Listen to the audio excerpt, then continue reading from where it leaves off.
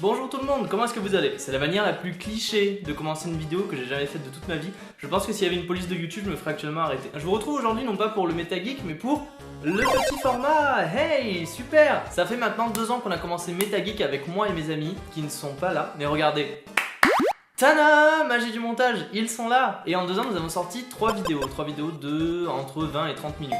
Et ces vidéos mettent énormément de temps, autant à tourner qu'à monter, qu'à mettre en place, parce qu'on traite de sujets assez lourds qui demandent du temps pour en parler, et surtout qu'on a une sorte d'histoire à côté, c'est une web-série / chronique, et on a souvent des retours de gens qui nous disent vos vidéos sont beaucoup trop longues, c'est intéressant ce que vous dites, mais il faut vraiment avoir du temps pour les regarder, surtout sur un média comme YouTube où les vidéos vont généralement entre 5 à 10 minutes. Mais on entend les retours et du coup nous avons décidé de lancer le petit format. Hey! Le petit format va permettre à ceux qui n'ont pas spécialement le temps de consacrer 30 minutes à une vidéo, parce que bon, je conçois que c'est assez lourd, même si bon, on est obligé de faire des vidéos aussi longues, de découvrir la chaîne MetaGeek. Hey! Avec des vidéos plus courtes dans lesquelles on va traiter de sujets un peu moins lourds qui demandent moins de vidéos et surtout pas d'histoire, regardez. Pas d'histoire, vous n'avez pas eu d'intro, est-ce que vous êtes content? Hey! Donc le petit format c'est des vidéos plus courtes avec des sujets moins lourds qui vous demandent moins de temps pour les regarder, donc du coup que vous pouvez regarder par exemple quand vous êtes aux toilettes. Donc c'est la version toilette de MetaGeek. Ah, dit comme ça, c'est pas du tout attirant. Aujourd'hui, premier sujet fait par mes soins. Est-ce que vous aimez les comédies musicales? Non, vous pouvez pas me répondre, c'est une vidéo. Moi j'adore les comédies musicales. Ce petit côté feel good des comédies musicales où tout le monde chante, tout le monde danse, tout le monde est heureux et on se les retape généralement toutes sur W9 à la période des fêtes. Et à la fin, tout le monde se tient la main et chante We all in this together because c'est l'America. Hihi. Et vous savez quelle comédie musicale j'adore? High School Musical! C'est la comédie musicale phare de notre enfance si vous êtes né comme moi dans les années 90-2000. Oui. Je pense que ceux de la génération d'avant en ont strictement rien à foutre. Hein. Tout le monde connaît High School Musical. Je suis sûr que vous connaissez High School Musical. Et si vous ne connaissez pas High School Musical,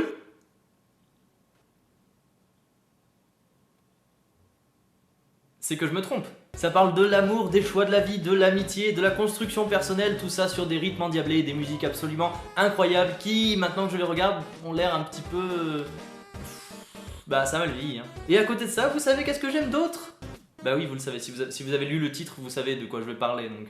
Grease! J'adore Grease! J'ai découvert Grease bien avant High School Musical, puisque c'est mes parents qui m'ont fait regarder Grease. High School Musical est notre comédie musicale de notre génération, mais Grease est la comédie musicale de la génération de nos parents. Vos parents connaissent Grease, j'en suis sûr certain.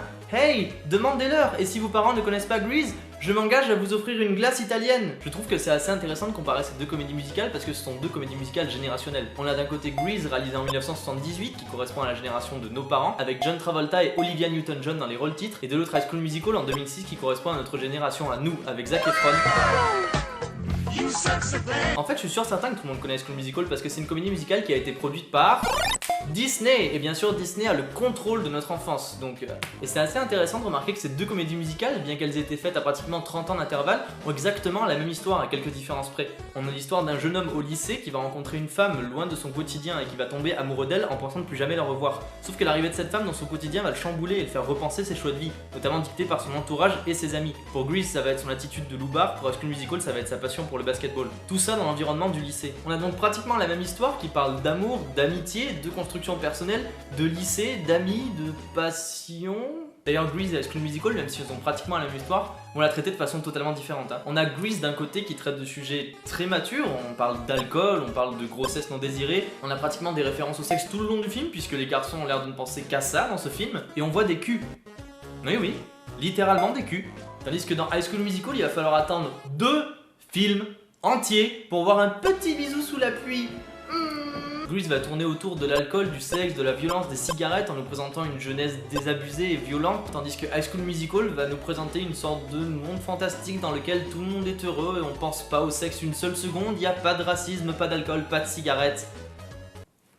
Alors qu'est-ce qui explique cet écart flagrant entre les deux films? Je veux dire, on n'arrête pas d'entendre que la jeunesse est de plus en plus pire, qu'on est pire que nos parents, on est plus violent, on fait n'importe quoi, mais là on a clairement le contraire. Une jeunesse dépravée dans les années 80, un retour au puritanisme dans les années 2000. Comment ça se fait? Une des raisons principales est le fait que Grease et High School Musical ça reste tout un public différent. En fait, on peut facilement remarquer ça en s'intéressant à l'âge que les acteurs ont lorsqu'ils jouent dans le film. John Travolta a tout juste 24 ans quand il joue dans Grease et Olivia Newton-John approche de la trentaine. On a un film qui est tourné donc vers plus les jeunes adultes, on va dire, que les jeunes les adolescents. Tandis que High School Musical est vraiment pour les jeunes adolescents. On a qu'à regarder pareil l'âge du casting. Zac Efron et Vanessa Hudgens ont à peine 20 ans quand ils jouent à High School Musical. Donc on a une histoire similaire, deux films qui s'adressent à deux publics différents. Mais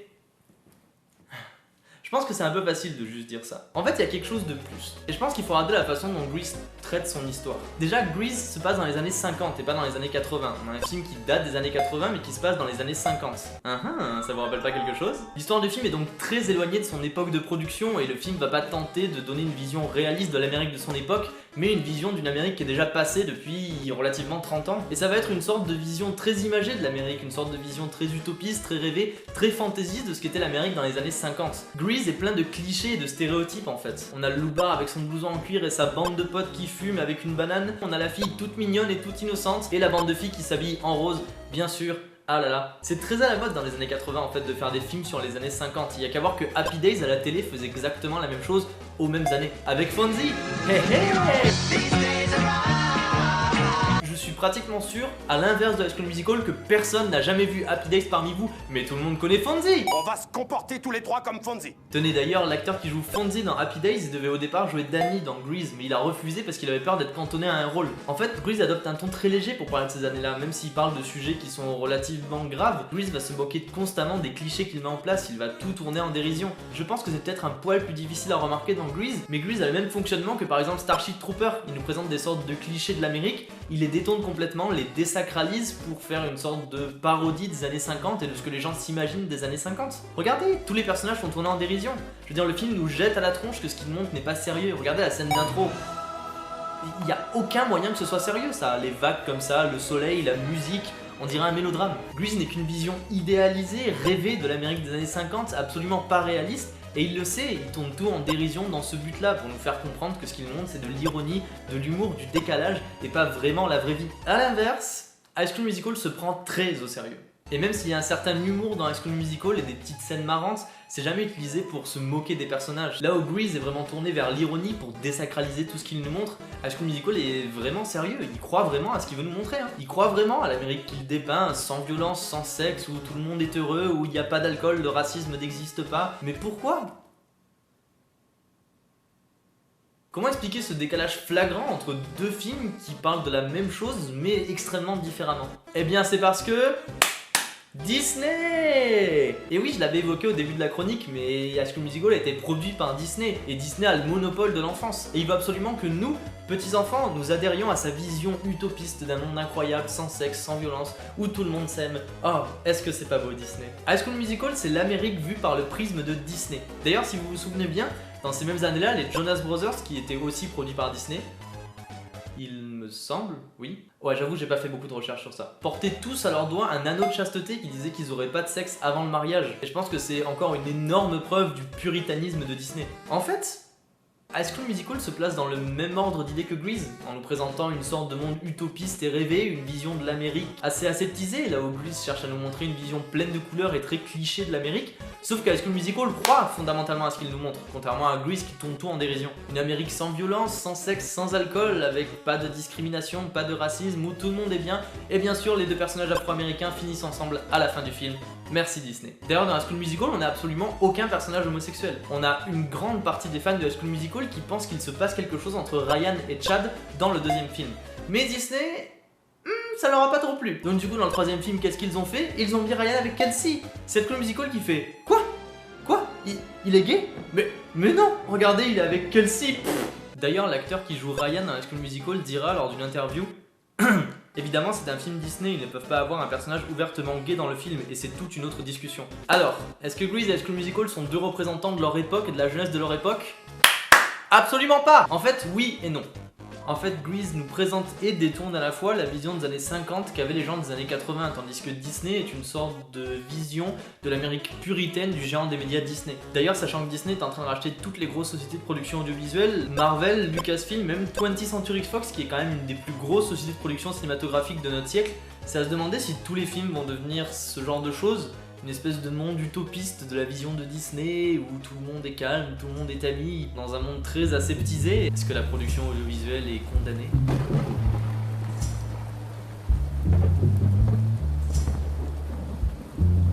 Bon, c'est peut-être une vision un peu apocalyptique, mais c'est quand même une question à se poser.